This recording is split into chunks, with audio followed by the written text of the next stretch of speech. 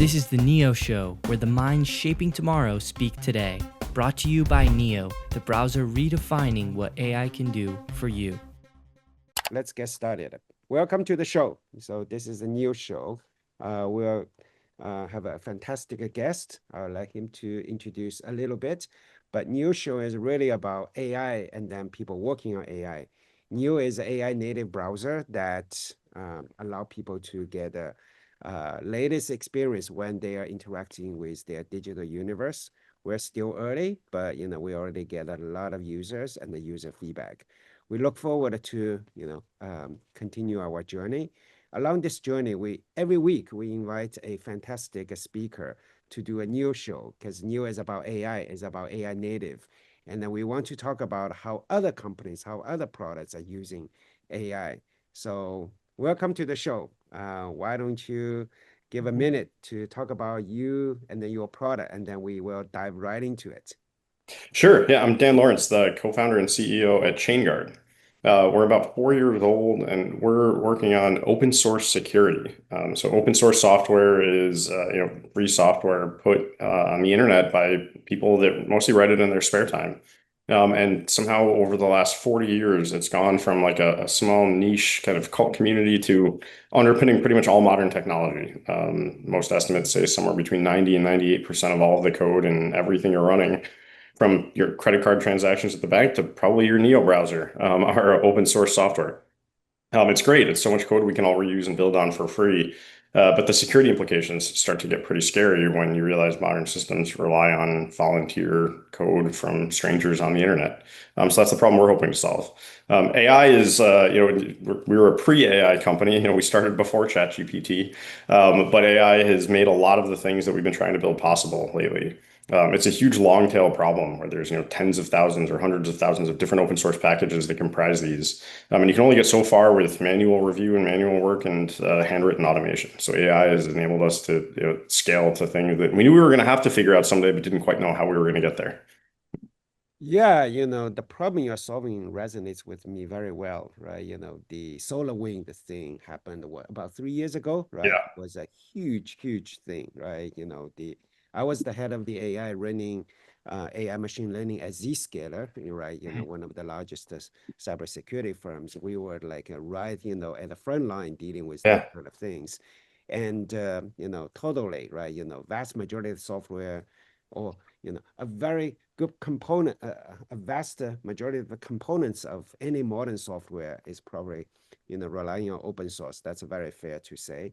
Yeah. And whether we have a secure software hinges on the open source components security. Yeah. So that's a really, really interesting problem to solve. Yeah, SolarWinds is one of those moments where everyone remembers where they were when the news came out. Yes.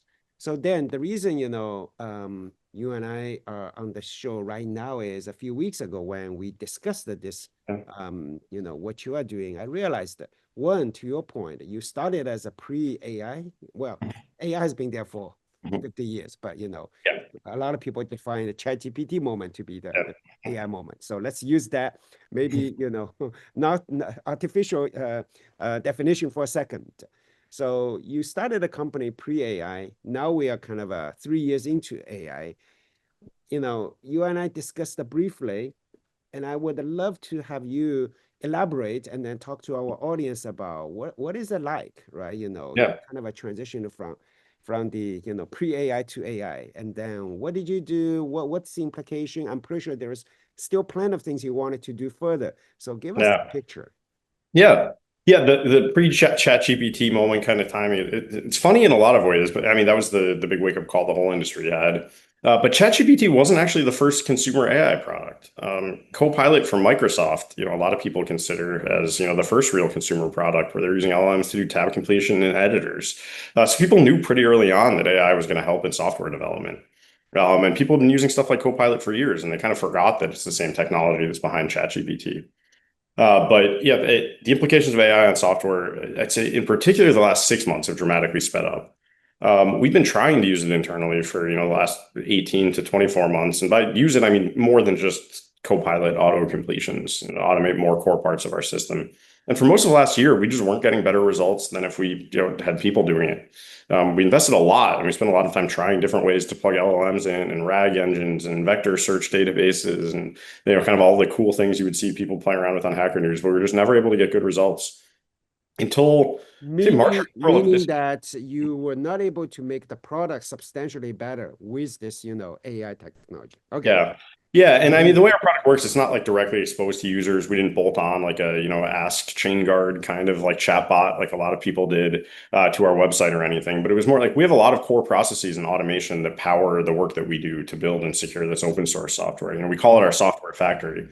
And it's a lot of automation that our team has written, and then a lot of manual work that we have to do for the things automation can't handle. It's a business of edge cases in a lot of ways. And those edge cases were the things we were trying to get AI to help us solve before we would kick something out for human review. And we've never structured this in a way where we expect AI to be perfect. We still have humans in the loop, but it was just, can we get fewer humans in the loop, or can we get more automation before we hand things to a human to review? And it was just the results were garbage. People are having to spend more time, reviewing these results and fixing things than if they had just written it themselves for the longest time. And then the start of this year, I think March or April, some of the new models came out. And all of a sudden, things like Claude Code, and the 3.5 series of models, all of a sudden started pushing things above that bar. And then Claude 4 came out, Opus 4, and Opus 4.1 now with Sonnet and the bigger context windows. And I think, especially for our business, I've been kind of looking back, and I think part of it is the model strength, but I think part of it is the ecosystem around the models now. The models have gotten a lot better at ingesting the relevant data that they need to do things in kind of an agentic workflow. The areas we were seeing results were on, software written 20 years ago, where all the error codes and bugs and messages were on Reddit forums and posts that made their way into the training data sets for the initial models. But when we took it to how do you patch a CV that just came out yesterday and it's kind of post-training window, they just hallucinated and guessed and made things up and made things worse for us. But they've gotten a lot better at that tool calling, fetching context, agentic retrieval, knowing when to go out to the internet, when to and where to look, and then accessing more things from our own database and our own logs and all the past times we've done certain things. So it's a very, very fast moving space, I guess I'll say. And just trying to stay on top of it is kind of the most important thing. I think what I'm hearing from you is, you wanted to use AI, Gen AI, and then because of the model performance wasn't, good enough. Yeah. So you almost wasted time, right? Because, Yeah. trying to use it, it's not good. I'm pretty sure Yeah. your engineers complaining about it. Yeah, all last year it was like half and half. One day I would wake up and be like, why are we wasting all this time with AI? We know how to do this work, but we have, half of a team playing with AI. And then the next day I'd see some new demo on Hacker News and be like, why aren't we only doing AI? And it was just kind of this frustrating back and forth all last year. Right. And then starting from March, April this year, starting from the cloud model upgrade, you see that you started seeing not just it works, but also you're Yeah. excited about it. And Yeah. by the way, it's not just you, but also your team, right? Yeah. I think behind the scene, a lot of happened on the model, obviously, every week, every month. But I think one of the major breakthrough was the reasoning model, O1 Yeah. from OpenAI. And of course, the Anthropic, OpenAI of the world. DeepSeek, yeah. Yeah, they improved it. And then that's why, we have been always, hearing about this agents for the last 3 years. But I would say agents was aging. The agent is mostly a joke Yeah. for most part. It's just a for loop. It was just a for loop around an LLM for the longest time. Yeah. Until, this reasoning model Yeah. is a reality. Mhm. So I think there is a lot of things behind the scene Yeah. happen. And then, by the And way, even stuff what like you observed, MCP and structured protocols for injecting other data, I think have been huge. yeah, and I think what you observed is not unique. The Cursor CEO has been talking about this all along, that hey, they wanted to do Cursor, but they knew the performance wasn't good, but Yeah. they had the faith that Yeah. model performance will get to a certain level. And then Yeah. boom, right? Everyone knows that, the last 1 year, how, the kind of the growth they had. Yeah. Speak of that, do you use Cursor or their competitors, or what do you guys use? I'm fully, I mean, the team uses a lot of different things, but I think probably 80% of it is on Claude Code now. Yeah, I never myself, I have Cursor installed. I never myself was a huge fan of the new IDE kind of model. I like my IDE. I'm one of those people where I don't want to change it. And so the Claude Code UX of just running in a terminal alongside your existing IDE has been my favorite. I've been trying Right. Codex from OpenAI and the Gemini CLI from Google and stuff, and they're getting better fast, but the Claude has definitely has a head start there. Right. Cool. I'm not a spokesperson for Augment, Yeah, nothing to do with it, other than I'm a user of it. You may try out the yeah. Augment because it seems to be able to dealing with large code base Mhm. pretty well. Because you guys are dealing with open source, I mean, a lot of that is a huge source code base. So maybe Yeah. give it, just Yeah. uh, Yeah, we definitely have some unique challenges where it's not one giant code base we have. It's a whole bunch of small to medium to large code bases that are all very different from each other. yeah. I mean, in my case, right, some of the open source code bases like 400,000 files Yeah. in sort of one repo, right? So that's Yeah. kind of huge. Um, so cool. So basically, you kind of start seeing benefit. Can you sort of elaborate more about the benefit you are seeing, like the excitement, why you're excited now, right? You talk about the Yeah. transition, the evolution. Tell us what's going on now. Yeah, I would play around. I'd carve out a Sunday afternoon every couple weeks, a few times a month, all last year, and just play with whatever the hot new tools were. Cursor and all the new agentic CLIs. I remember Baby GPT in the beginning was the first one where it was those Python programs, and they would just run it in a for loop, and it was cool. And every once in a while, you'd get lucky, and it would do something that would shock you. But then you try something else, and it would just completely hallucinate and go away. And I would never really get that far. And then yeah, the first couple releases of Claude were the ones that like, oh wow, like okay, I tried one thing and it worked. All right, let me try another one. Still worked. Wow, okay, let me try something even harder. And it was like, oh wow, this is actually real now. And I think with an engineering team, we've about 100 engineers somewhere in that range, and a lot of people are excited and stuff too. But a lot of people I think had fatigue from all last year. All last year you'd see these crazy headlines about results and bench scores and try stuff on real world workloads, and you wouldn't get the same results. And so there's a lot of fatigue of like, oh, why is this time different? Um, and showing actual results, I think is kind of what gets teams like that on board. We don't have a mandate. I've seen other CEOs like Coinbase and stuff like this kind of forcing things top down, or the Shopify memo. But engineers want to move fast. They want to play with new tools. So just showing that it's allowed, that you can do it securely, and that you can get great results is kind of all you need to get a team on board. Let me ask you two questions. One Yeah. is, what's the state today? Like everyone bought into it, or at this point, you bought into it, a lot of people bought in. I mean, still there is people who some were skeptical about it, but you are just confident they will get over the hump. Like, what's the current state? The There's other probably thing I'm still a few. actually curious about the evolution still. With Yeah. all the hindsight, what would you have done differently? For instance, right? Hey, instead of everyone start trying, I only get two people trying out until they are successful, the recipe, hide the rest of people, something like that. I don't know, but just to wonder with all the hindsight, what would you have done differently? Yeah, I mean, I'd say pretty much the vast majority are on board now using these tools every day. I've talked to other companies like, how do you measure it? Is there some uplift in productivity you're seeing? Do you see PRs faster? We haven't really figured anything like that out. But I think the real test I look at is how many people would be upset now if we told them they couldn't use AI anymore. And I think it'd be pitchforks from probably 95% of the engineers if we took it away. So I think that's the main metric we're looking at today. By the way, this Um, is my nightmare test as well, because yeah, if you tell people you don't have internet, most people would feel like it's a nightmare, right? Unless you're on yeah, vacation or something like that. But I would say, even in the US today, vast majority of people wouldn't call it a nightmare if you take ChatGPT or the AI not away. yet. So we're Yeah. not there yet, but it's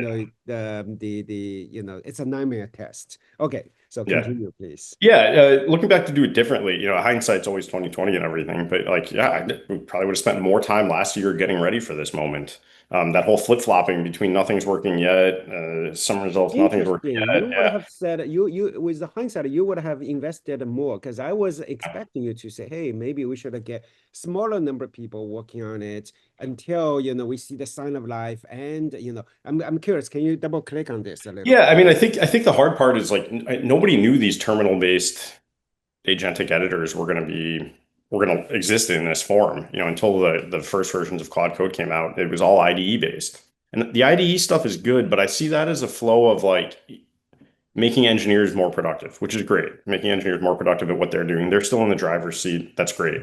The agentic flow, though, what I really like about it, the terminal-based agentic flow, is it's almost like an Emacs macro where, like, yeah, you can use it where you're in the driver's seat watching it make every change. But if you get a decent prompt set up, you can then save that prompt. And these things all have headless mode and everything too. And now you can run, you can tune the prompt, get it working on one task, and then do that same task 100 times across an entire code base. And I think, if we had known this flow and this style of technology was going to take off and was going to work, I think we would have designed a lot of systems differently to get ready for them when they did start to work. Interesting. Emacs macro. Yeah. This is like 20 years before our, co-host Axel was born. So Yeah. he wouldn't have got it, but resonates with me. Yeah. Um, It's cool. Yeah, because you can transition it from that driver's seat flow to autopilot mode, I guess is the part that I really like. right. Okay, so let's just cut to more like a chase of it.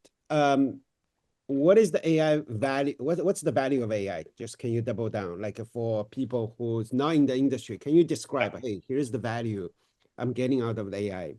Yeah. I think in short, it's you get more leverage out of your team. And there's all these debates and discussions like, is AI going to replace engineers?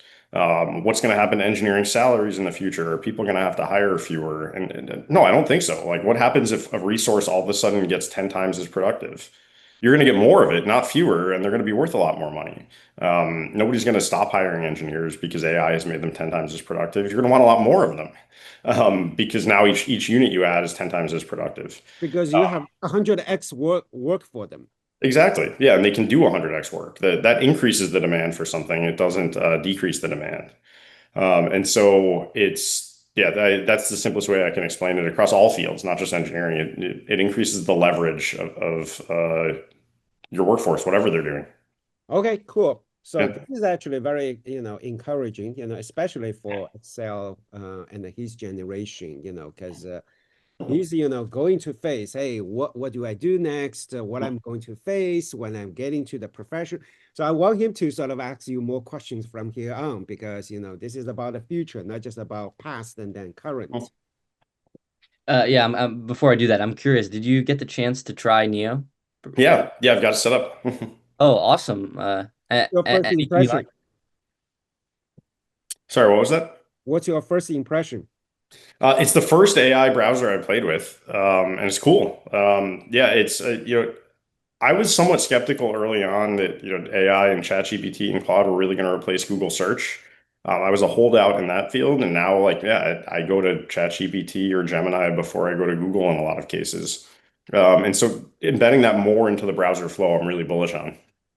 And can you tell me why you are bullish on? Because we are still early. You tried it. Yeah. Sounds like you have reasonable good first impression. Do you see potentially this will replace your Chrome, and why? Ugh, yeah, Chrome is so sticky for a bunch of reasons. So I think that's going to be the challenge. We've got our plugins, your history, your tab bar, kind of all of that stuff. It's going to be challenging. But yeah, I do think browsers today are going to look very different 12, 18 months from now. Well, if it's just tab and then Yeah, bookmark or history, it will be yeah, incorporated within a second. yeah, yeah. Yeah, the plugins, all of those things people set up that you even forgot you set up and stuff like that, where workflows break. I think that's going to be the real challenge. But yeah, I don't want to be searching things manually, scrolling through results pages, clicking for results. I want the browser to do things for me. There's that demo that people have been working on for 15 years where you just say, book me a hotel. I think that's probably the silliest demo that everyone always works on. But those style workflows, just putting them right into the browser where all of that information is, where all of your history is. I think there's a huge amount of data there, and what makes AI powerful in a personalized setting is that data. Okay. We Yeah, would love to see you continue testing yeah. it out, and then, we will be your support engineer. I'll keep sending you feedback. Okay, Excel. Yeah, so someone's wondering, to what extent, if you had to estimate, do you think the process leverages AI? So is that, the vast majority or perhaps only a smaller percentage? Today, So if you don't count the engineers just using it in their IDE and stuff, like I mean, probably 98% of our engineers have something like Copilot set up, if I had to guess. So if you don't count that side, we're probably at around 20% today, and we want to drive that up. And some of that is like you don't need AI for 100%. Like you have rules-based engines and stuff that, we always try the cheapest solution first. If you have a couple for loops and a couple if statements that we've already written, we try all of that stuff first. So we only have AI handling edge cases. I think the way that the metrics that I've currently seen are about 40% of the stuff that we do today isn't handled by our existing rules-based engines. So like that, about 50% of that 40%, I'd say. So somewhere around 20% today. Okay, so 20%, and then that seems to be climbing. So we also have another question. Yeah. So of course you're leveraging the AI in a sense to defend code, right? Yeah. So by that logic, you likely know quite well the threat Yeah. landscape as of today, Yeah. and what sort of things to look for, and what are those things? Yeah, this is a really interesting topic because a lot of enterprises have policies against using AI and wanting to use it responsibly and safely, and all of these things that are in place for good reason, but it adds friction to people using these things even in a defensive context. Attackers don't have those rules, and they're using the latest technologies every day and moving faster. And the industry's dealt with that mostly for the history. We always play cat and mouse and run around to what attackers are doing and play catch up. But when the slope of that curve, that improvement curve, kind of starts to steepen, and it might be attackers have a 2 month advantage in what they're using versus what you're using, just getting things into an enterprise. That 2 month window now changes from maybe a 5% advantage they have to a 100% advantage if you start to get to that steep point of the exponential curve. And so I worry about that a lot. Like AI here, it's going to be the cause of and solution to all of our problems. And if that solution to is typical, 3, 6 month delay getting into the hands of defenders, that's going to get worse and worse over time. There was an article just earlier this week on CVEs. Lots of CVEs get filed, only like 1% ever get actively exploited. You can generate an exploit for a CVE now for like $3.50, any old one. You find the CVE, run it through a model, you'll get an active exploit for $3.50. It's going to change the way people have to think about vulnerability management to not just So the that's important. an example of people leveraging AI to do bad things, right? Yes, yeah. And So then yeah, now we're gonna you have are to do the also same. saying that because of AI, right? Even just with the for programmers, Mhm. this alone would also speed up your kind of the things to go against those vulnerabilities. So it's kind of a cat and mouse game, at a different level. Yeah. Yeah. The cause of and solution to all of our problems. It's great for anyone selling GPUs. We also have another person wondering, so of course you're in this cat and mouse game, and you're also trying to balance the speed with a task that's rather complex and can Yeah. be pretty difficult at times. So how do you manage those two? Yeah. The rolling AI out and taking it from like you got something really cool working to now doing that at scale safely, reliably is really hard. The short answer is evals. There's been a ton written on this topic, and it's you can kind of think of it like statistical unit testing for AI. Like if a new model comes out, how do you know if it made your results better or worse? If you spend time on social media every day, somebody's complaining that one of the models got nerfed and the results are worse or dumber. Somebody else is saying it got better. At its core, they're statistical machines. And a lot of our current tools don't deal well with that. Things either pass or they fail. They don't go from 72% effective to 79% effective. And so you have to change the way you measure and monitor these tools to make sure that, if you tweak a prompt, it's actually getting better and not making things worse. Or maybe it made this one thing better, but these 10 things worse. And it's all a numbers game. But building that infrastructure and getting good at structuring these evals and figuring out what good looks like and being able to measure that over time is basically the crux of rolling these things out safely at scale. Okay, and you measured sort of measurements. So I'm curious, what metrics or signals sort of best show whether the supply chain, security Yeah. investments are actually working? Yeah. Yeah, you put together sets of golden, like it's kind of like, almost like training a model, but different, right? You have a whole bunch of test data. And you have humans in the loop for a lot of these, showing what a human would have done in these cases. And then you kind of back test if you change your prompts or if you upgrade a model or if you're trying out a new model, you see what percentage of the cases would the model have matched what the human did in the past. Now let's try a new version of the system. What percentage? Is it better or worse? And then digging in there. Getting that data is the hard part because there's no shortcut. You can't go have, there are certain cases where you can have AI generate that data, but you have to watch out there so you're not getting into the, just eating its own slop problem. Okay, so Would you say that getting the right data is the one major part of your secret sauce?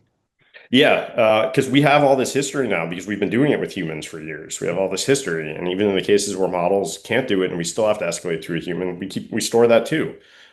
So building up that data over time until the point where it's 100% AI is it's important for anyone doing anything with AI. So if someone, right, very smart, a bunch of PhDs in security field, they want to do the same thing as you do. Mhm.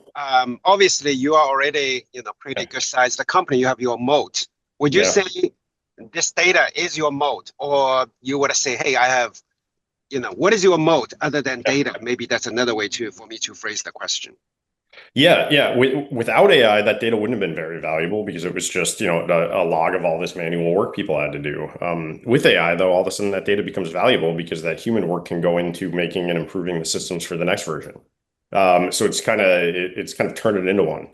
But yeah, that's hugely valuable to us. That and just the scale at which we're operating means we're growing that moat faster too. We're doing somewhere around 50,000 packages today that we maintain, open source packages, and that's growing. Um, but we have this long history now of every time a version changed, what broke, how did we fix it? Every time a CVE was found, how did we fix that in that version of the software? If you have to bump a dependency, did it work? Did it not? What other things had to be bumped at the same time? Storing and structuring that it's been a huge investment for us. Very interesting. So basically, scale is your moat, right? When it comes to the number of open source packages Yeah, you maintain, and now the data you are able to unlock the value because of AI, yeah, right? yeah. It's And just then at a different hopefully it scale. compounds. You Yeah, use the data a lot, but with AI, you are kind of the scale is probably what order of magnitude, multiple order of magnitude more data you are able to use at this point. yeah, and I hope it compounds too, because if we can increase that scale by using AI, we get even more data. Interesting. So, and even more GPU, more, NVIDIA stock price increase. Okay. So, Axel, what's our next question? yeah, so we have one more question from the audience. So you've mentioned the AI, of course, progressively getting better and worse. Sometimes depends. What do you think the future of AI will look like in your space? So is AI gonna maybe one day create all the data? What do you think? Yeah, I think if you look at the open source space, AI is already having a big impact, both positive and negative. You get maintainers that are now swamped by garbage AI slop PRs of people just trying to do drive-bys to win t-shirts to say they contributed to a project. You get whole AI generated libraries. The team at Cloudflare put out a great blog post where they wrote a cryptography library only using AI, and they showed the exact steps at every, like what prompts they did, where a human reviewed it, what a human changed. It's an awesome Git repository because you can see the whole history and the PR history and stuff.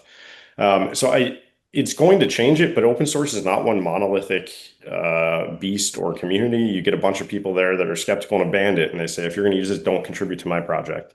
But I think at its core, there's going to be more and more software written by more and more people because AI has kind of lowered the playing field for who can write and who can contribute to these things. And it's going to speed up dramatically. Um, we're going to have to figure out how to use it well because all software has bugs. The more software there is, the more bugs there are going to be. But thankfully, AI can also help try to find and fix those bugs. So yeah, it's going to be this spiraling cycle of more and more software out there to use and maintain and secure. Okay. So you anticipate the vast majority of the, not vast majority, a very good percentage of the open source packages are going to be AI generated code. Yeah, because not definitely the way you phrased it there. Because even if a lot of the ones out there today aren't using it. There's going to be an order of magnitude more that are started this week that are going to be using it. Okay. And Yeah. so before we lose you, I'm curious, do you have any parting wisdom? Any key points you'd like to touch on? For defenders, yeah, this is a very fast-moving space, and you're going to need to start using it to have any chance at keeping up with attackers. So for executives, figure out how to get your teams these tools. And for people still early in the career or even before the career, like Axel, what's your advice to him? Yeah, keep playing with this. I don't think the software engineering field is going away. If you see all these tweets and posts say, don't bother learning to code, that's not going away. Awesome. Yeah. Awesome. Very insightful. Well, I hope you continue to maybe use Neo. Yeah, thanks. You said quite a bit that's going to be useful for many. So thank you so Super much. insightful conversation. Thank you, Dan. Yeah, thank you for having me. Have a Okay. wonderful day. See you.